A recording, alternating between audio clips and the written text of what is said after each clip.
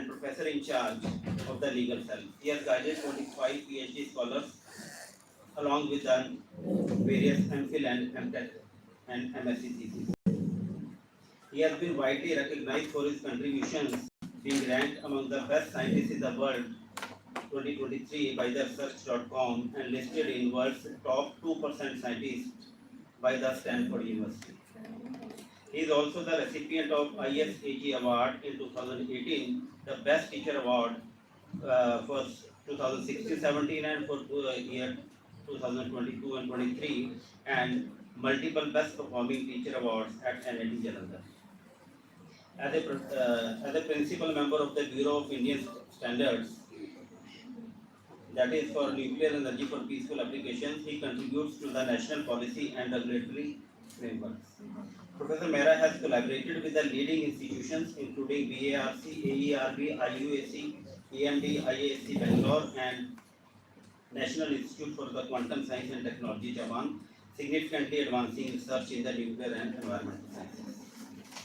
So, now I hand over to Professor. Thank you, sir. So, without further delay, we proceed and welcome our guest speaker for starting session on the topic removal of natural uranium concentration in groundwater using natural polymers. Yes, sir.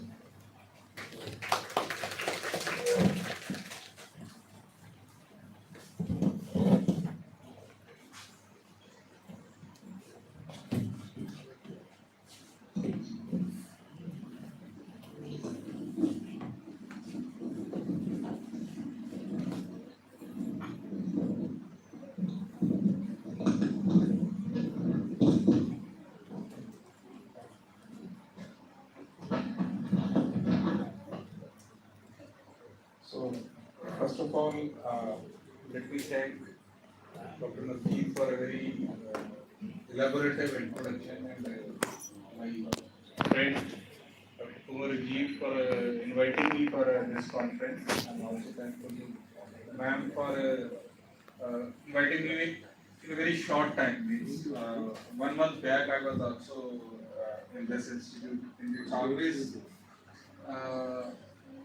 my honor to come to this institute because this institute has some different type of vision. It's one of the oldest institutes in this region, and of course the philosophy of DAV is well known and worldwide acceptable by many of the sects.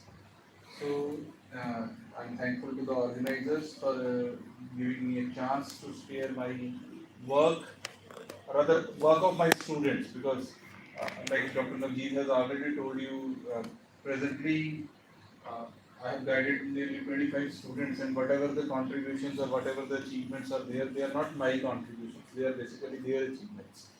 Because as a supervisor, you have to take effect that this is our work, but ultimately that has to be done by the students. So students' force is always important.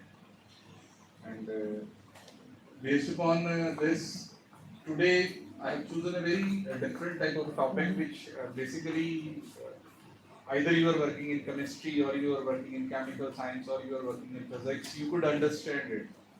Because the uranium, especially in Punjab region, especially the persons living in the Malwa region of Punjab, they are suffering from this problem, and a lot of times, a lot of news was there in the newspapers that there are a lot of heavy metals, there is a lot of uranium contamination in the water, especially the Malwa region of the Punjab. A lot of persons are suffering from the cancer. So even one train just goes daily from Bathinda to Bikaner, which is called the cancer train. A lot of documentaries have been published on that particular topics also. Even it's available on Discovery, that Bikaner cancer train. You could search and you could find the documentary. But the purpose is whether that uranium is actually contributing to that cancer or there are some other causes. Because as a scientist, we don't accept a single logic. So once a logic comes, we have to do lot of studies. So under this, I will just give you basic idea that what are the radionuclides, what are the routes of exposures, and we will work more on the uranium in groundwaters, and then I will present some of the results.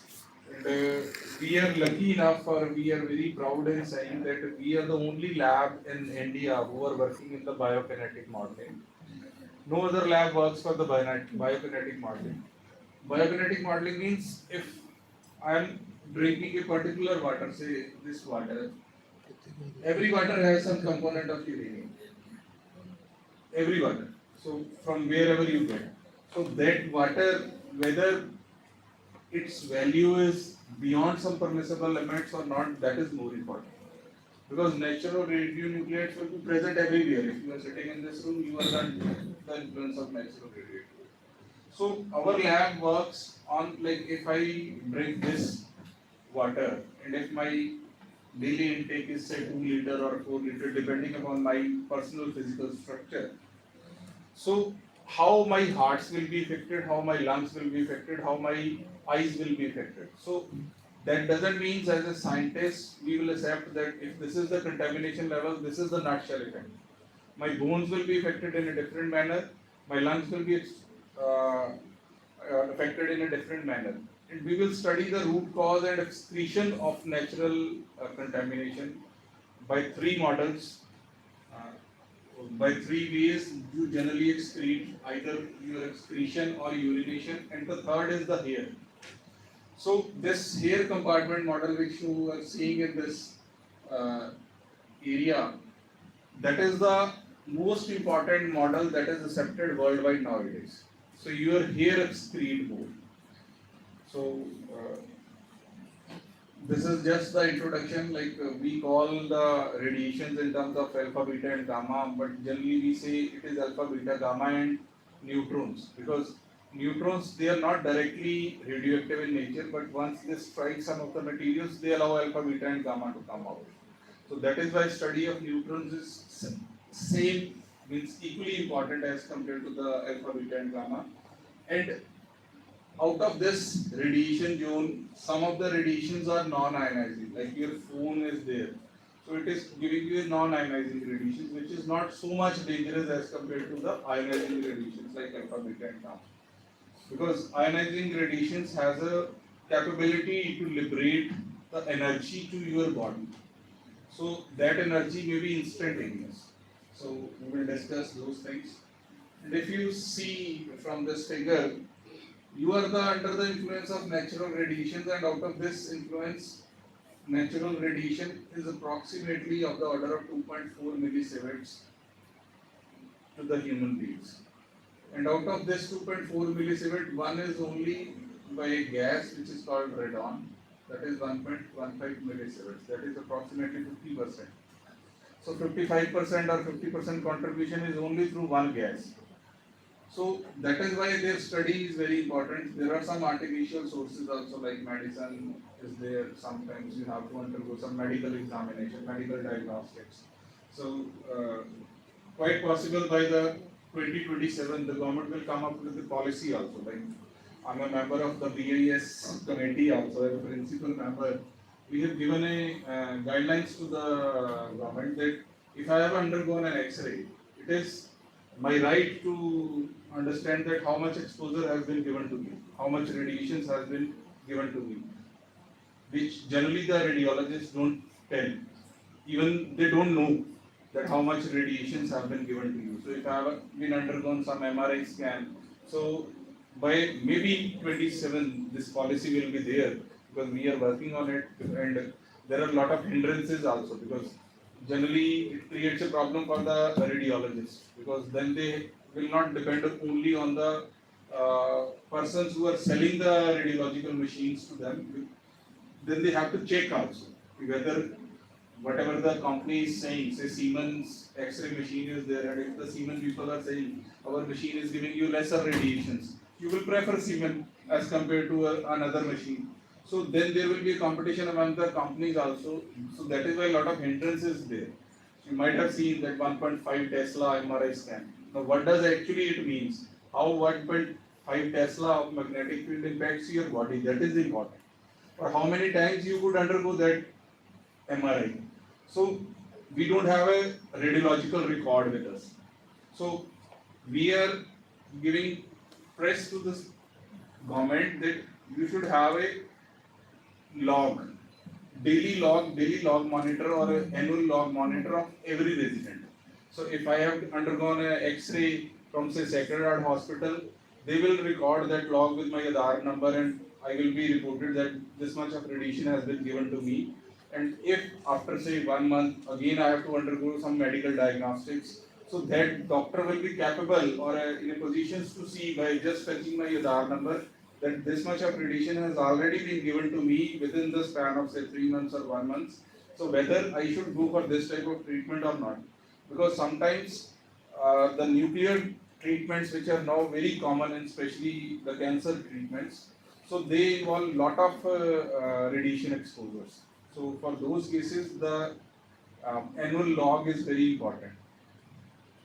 So this is actually the reason why we study the radiations, because if you see that if you have been exposed to 50 to 100 millisieverts of radiations, it could change your blood chemistry.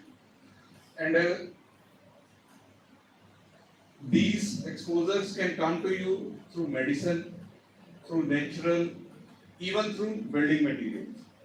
So, in the previous talks when I was here 1 month ago, we discussed that if you have a granite in your houses, it will give you natural uranium contamination, because uranium is naturally granitic and granite is naturally having a uranium.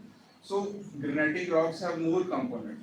So architects have to sit together, doctors have to sit together, radiation physicists have to sit together, radiologists have to sit together to decide what is good for us. So everything will be added to our law. So presently, when we presented this log document under BIS to the health minister, he was saying it is very difficult to have a regular monitoring of everything, because my wife says I don't require this type of building material. I immediately ask the people to change that building material. So if new building material will be there, as per your suggestions, I have to again monitor that what is the exposure in my room for that particular building material. So we said, okay sir, you can leave that 2.5 which is naturally, but otherwise medical diagnostic is very important. So that record should be monitored, because otherwise we are not aware that whether MRI is required or not, that is another issue, but whether MRI is okay at that time for me, that you have to monitor. If I have undergone some CT scans already, so whether those CTs or further CTs are required, whether MRIs are required, whether X-rays are required, so you have to decide. So this chart gives you an idea that approximately if you have undergone 750 millisieverts of radiation, hair losses will occur within 2-3 weeks. And if the exposure increases to 10,000 or 20,000 values, it can cause the death within minutes also. So once a patient undergo a chemotherapy treatment, so generally that one chemotherapy injection gives you exposure of around 700 to 750 millisieverts. So you might have seen कि जिनका chemotherapy चलता है 21-22 दिन बाद उनके बाल झड़ने शुरू हो जाते हैं.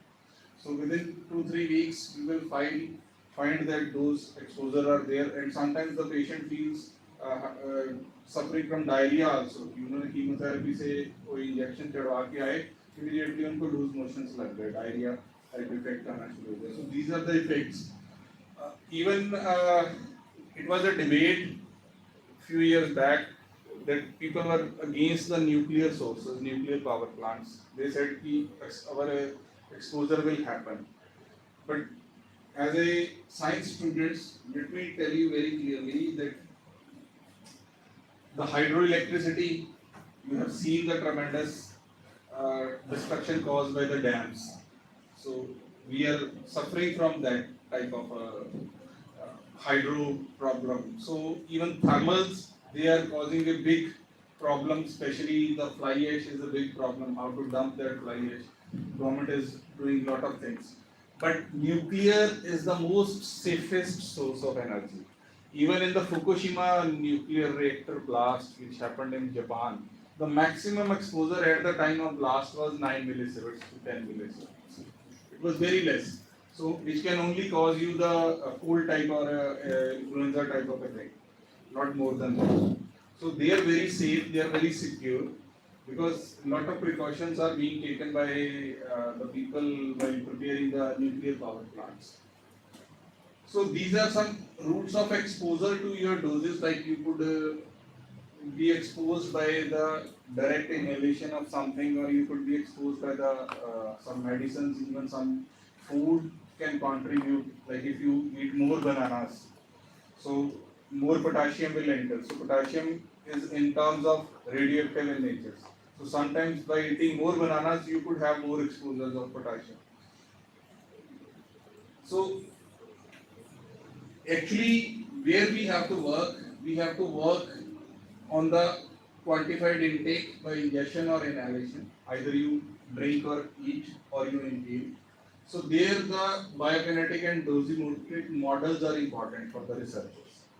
Like this slide is for the people who are working, especially in the who want to work, especially in the field of radiation biomedics, that where we want to work.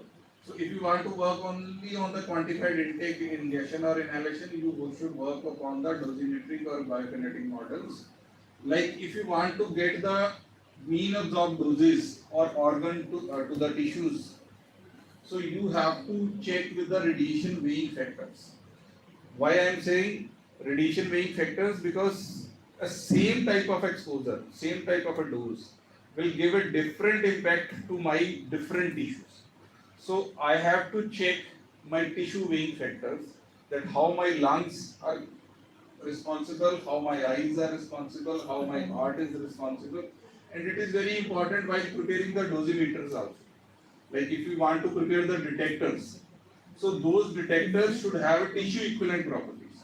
That's why you could say, I have detected this much of radiation, it can cause this much of effect. That detector material, which is not natural, that should match with your tissue equivalent factors. So it should have a similar type of exposure which your tissues are actually feeling.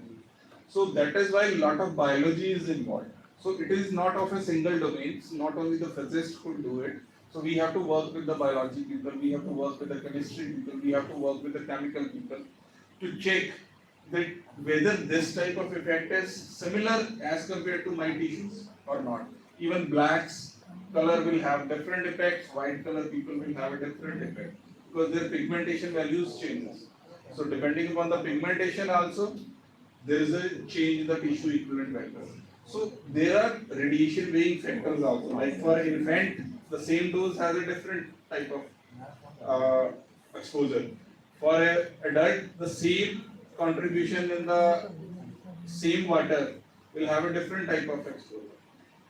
For lactic mothers, it will be of a different type of exposure. For pregnant ladies, it will be of a different type of exposure. For a person who generally have a curiosity to drink water again and again, say average intake, we say it is around 2 liters per day.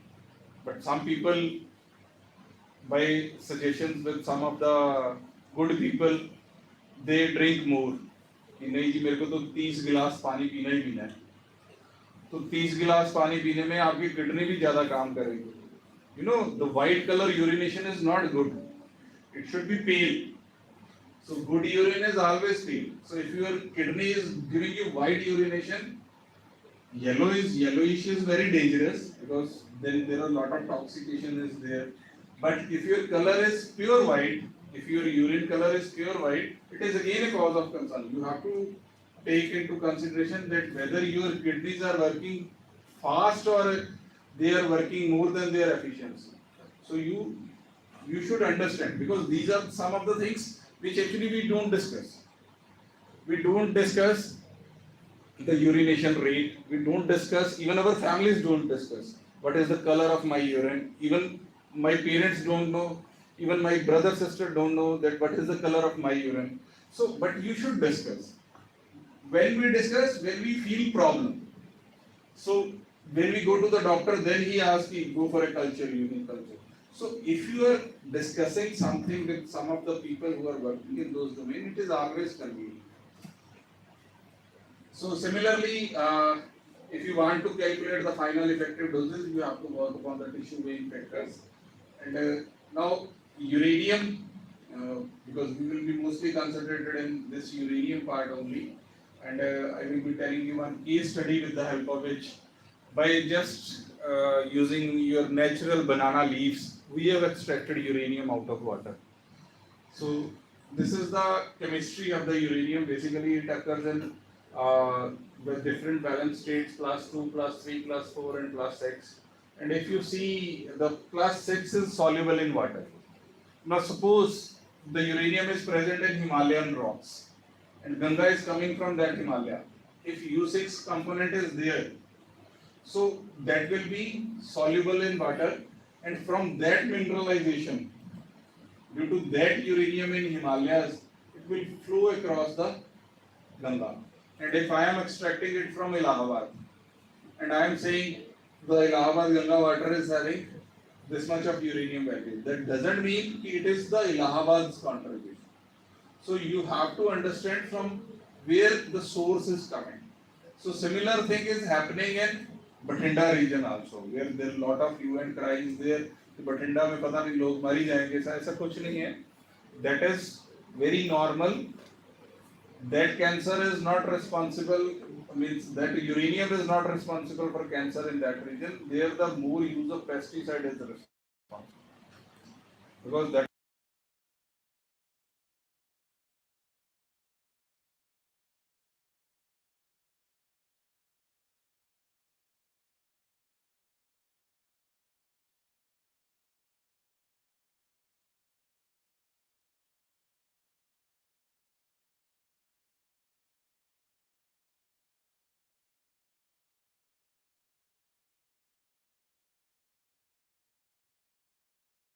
so what they do, उस pesticide के ऊपर लिखा 10 ml in 100 liters of water. वो अपने सीरी को बोलते हैं मग्गे से डाल. So 10 ml and bathing mug. You could imagine 10 ml और आधा लीटर का नहाने वाला मग था. तो जो 490 आपने एक्सेस डाल दिया, that will come to you through the life cycle. वो जमीन में जाएगा, जमीन में पट्टे होंगे, सब्जियां होंगी, वो through that vegetation you will again use those vegetation. उन पट्टों को गाय खाएगी तो दूध देगी, उस दूध में कंटेमिनेशन लेवल आए. So our knowledge base is more important. तो हमें थोड़ा सा अवेयरनेस भी चाहिए. आज की डेट में आप देखते हो घरों में टर्माइट जो है वो लकड़ी पे कम, दीवार पे ज्यादा आती है. बिकॉज लकड़ी पे हमने घर बताते वक्त पूरी की पूरी जो दवाई है वो डिब्बे के डिब्बे उल्टाए हुए हैं, लेकिन उसको हमने इफेक्टिवली यूज नहीं किया, क्योंकि हम सोचते हैं कि अगर प्योर दवाई डालेंगे तो ज्यादा इफेक्टिव होगा. उस पर लिखा है कि इसको पानी में या केरोसिन में मिक्स करो. You have to mix it with water और kerosene. As a physicist, you know there is a surface tension difference. Water, kerosene, and the pesticide will have a different surface tension, and it will spread across the surface. So we say, okay, we can afford the even pure. So we ask our mason कि आप pure ही डालो यार, पानी मिलाने की जरूरत ही नहीं है, तेल मिलाने की जरूरत नहीं है. So that oil or that water is not कि आपकी वो कैपेसिटी चेक कर रहा है कि whether you could afford it or not. That is just to have more surface tension so that it could have more aerial separation. So that is important. So similarly, this uranium, if it is being ingested, it will have maximum cases of, if it is in water, kidney cancer cases. And it was during the case studies, it was concluded that the Bathinda people don't have most of the cases as a kidney cancer case. So that is again a proof that if those cancers are coming, those are coming due to the food, not through the water intake. So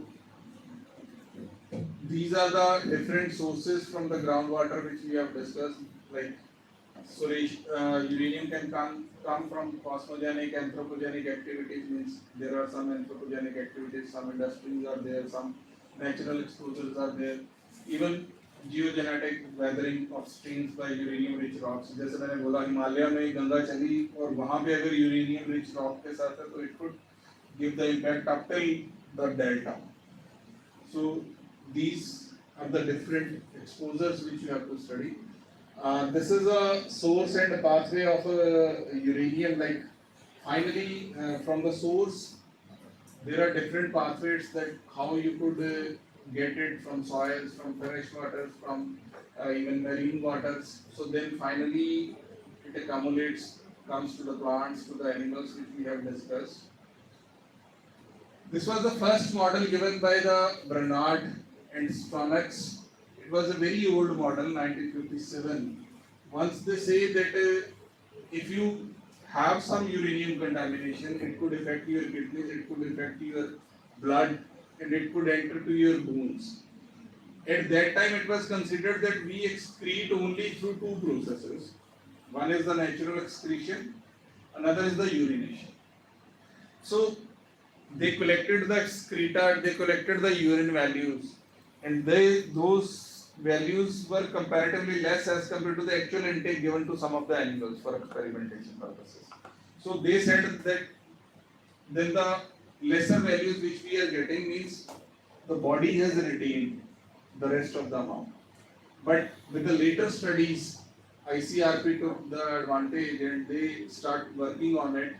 They start working on your blood plasmas also, that how your blood plasmas are responsible, means how whether it is actually going to the blood or not. So if it is going to the blood, it will enter to whole of your bodies.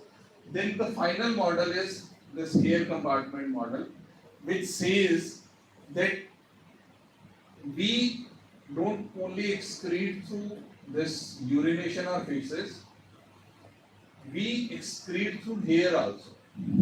And it was observed that nearly 35.15% contribution is through hair. So means the people who are having larger hair, they excrete more. So it proves one of the philosophy of our gurus, that they generally have longer hairs. Even our previous Raja Maharajas, they have longer hairs. So maybe whether they were knowing this philosophy or not, but actually it happens that your hair excrete more.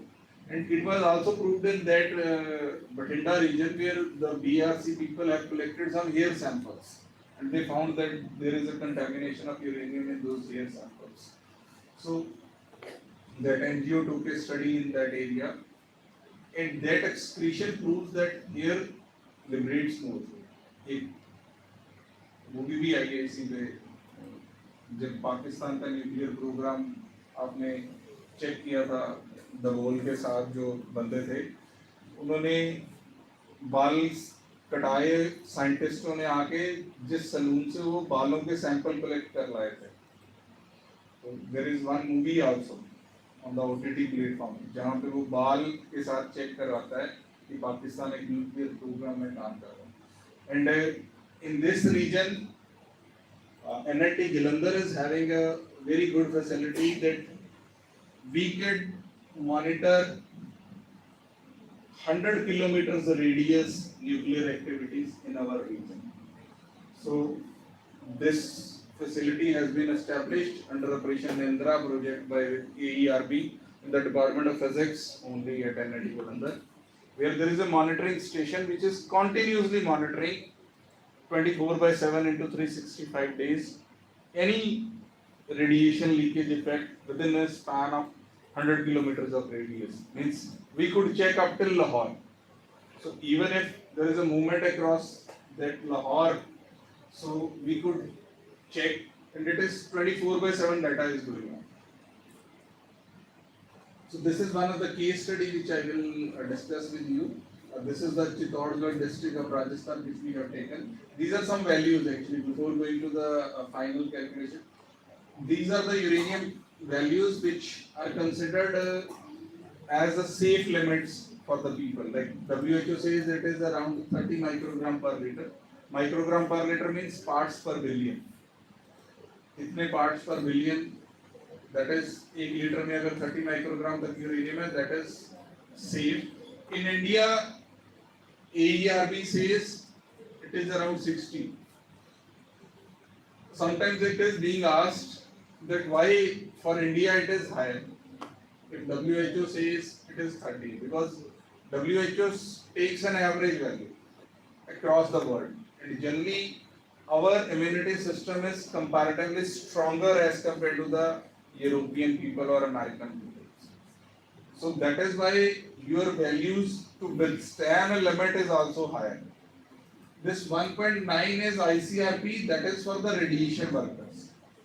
Means the people who are working in radiation areas. So उनके लिए क्योंकि पहले ही area से exposure है, आप uranium mine में काम कर रहे हो तो आपको वैसे ही एक्सपोजर है. सो आपके लिए पानी की इनटेक बहुत कम लिमिट पे सेट की है. सो उनको जो पानी दिया जाता है वो एक डिफरेंट कैटेगरी का पानी पिलाया जाता है. इंडिया में तो नहीं, लेकिन generally in Europe they take care of these things. Even their mine workers, they take water of a very low contamination. So this is the instrument which we use in our lab for the monitoring of uranium contamination. It is called LED fluorimeter. So this is just the physics behind that instrument is basically that it works upon the LED fluorimetry, means you place a sample here at this place, and within a span of seconds, so fluorescence are being generated. Firstly, we have to calibrate this instrument with the known solution standards of uranium, and then we calibrate. And after the calibrations, we observe for our Chittorgarh district that these are the values. So in some of the areas, it is more than 60. It is in 2 villages, it was more than the WHO values. But in most of the cases, it is within the control limits, so very lesser values. So then we have converted these values for our different doses for different tissues, like for thyroids, for spleens, for skin, for uterus, for everything, for stomach, for brain, for bones. You could have a different type of contributions. Bones have the maximum capacity to absorb salt of your body. So conclusions from this study, we could say that it is within the safe limits. In one village, it was more than the permissible limits, but if you take the WHO limits for 3 villages, it was more than that. But infants between age 7 to 12 months are the most vulnerable.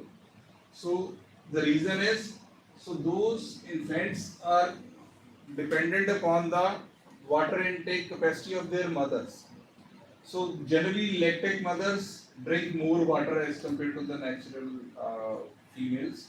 So with that impact and some of the food which those mothers were taking, some ingestion or effects were there, and that effects are being transferred through the breastfeed. So once those infants who are on the breastfeed, they were having more vulnerable situations where the intake was high for the case of lactic mothers. So this is a remedial study. We are going to get it patented also, and we use a banana tree leaves as a bioabsorbent with the help of our chemistry people. This case study was even published in Tribune, and some of the channels have already covered this. So what we have done, we have collected the banana leaves, then we have crushed those banana leaves, then we oven dried to reduce the moisture, and finally bioabsorbents, cellulose were extracted. A lot of chemistry is involved. I am not discussing the details of that chemistry. But whether our cellulose has been extracted, that we could check with the help of some characterizations test which we have conducted. And this was a final powder which we have collected out of the cellulose extracted from the banana leaves.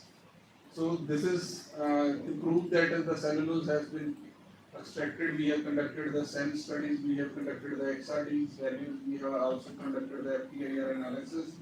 So based upon that, it was proved that cellulose have been extracted. I'm not going into the details of those chemistry because it may be bulky for some of the students. But to whether the cellulose is there, you have to check it. Then we prepare the different batches and store those these bioabsorbents in small bottles. Then we measure the dose. Firstly, the natural water collected directly from different sources. We measure the values, and then we put these absorbents in those waters, and then we collect it. So after few time, so like we worked it for say 15 minutes, then we worked it for 70 minutes, then we worked it for 90 minutes. We found that the effect was reduced up till 90% in some of the cases. Even in some of the cases, more than 90% of uranium was absorbed. This gives you an idea that depending upon the pH concentration, so the values were reduced and we achieved the removal up till of the order of 97%, means 96.69%. And it was a static effect. We have developed some natural polymers and some artificial polymers previously also, but what happened that we allowed those polymers to stay within the water, and we found that after 40 minutes or after 60 minutes, the polymer itself is giving deabsorption. So firstly it is absorbing. We were happy that we have absorbed the 90% uranium contamination from the water. But after 40 minutes we found again the uranium concentration start increasing. That means the polymer which we were using, that is giving the deabsorptions. But with this natural polymer, I don't know whether there is some principle. We just choose the banana leaf because it is considered as a religious leaf. And one of my students was from Kerala. He said, "Sir, we eat at the banana leaves. Let's try with the banana leaves." Whether there is any logic that why the Keralites eats on banana, maybe that extract some contamination from the food also. But now we are going to get it patented. We are making the pellets of this cellulose extracted from the banana leaves, because if you have pellets, then you could use those pellets to remove the contamination by fitting those pellets into the filters. So we have achieved nearly 97% of efficiency, and this was also very good that the experimental data plot shows no influence of contact times. Even after 90 minutes, there was no deabsorption. So that is also a very good result which we got. And this is just my lab, which is there. You could always visit my lab. These are the major instrumentation facilities which are available in our lab. So we are having AAS, which is capable of measuring the heavy metal contamination. Chemistry and chemical science people are working in these areas, and biotechnologists are working in these areas. So we are having a ICP-MS, which is also very good instrument. It's around a 2 crores instrument which is there. So which is capable of measuring the heavy metal contaminations. So these are the few news. This is the news of these banana leaves. So it is a eco-friendly filter, and now some of the even companies are also approaching us. Even Kent has approached us that they want to use our pellets as a filter. So, but still it is in a budding stage. Our patent is still in a filing stage. So we have defended one of the inquiry, and still patent has not been granted. So we are not giving them the technology. But people are approaching by seeing the news. So these is my number. Any question or queries is welcome. The session is open for any queries.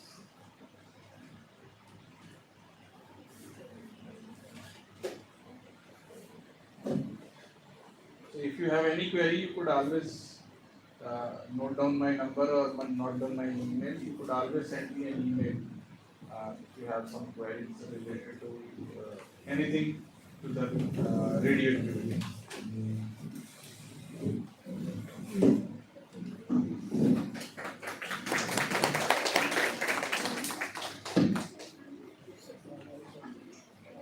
Thank you, sir. We are truly grateful for your engaging presentation, and your in-depth knowledge and clarity on the topic has been both inspiring and informative. We deeply appreciate your participation, sir.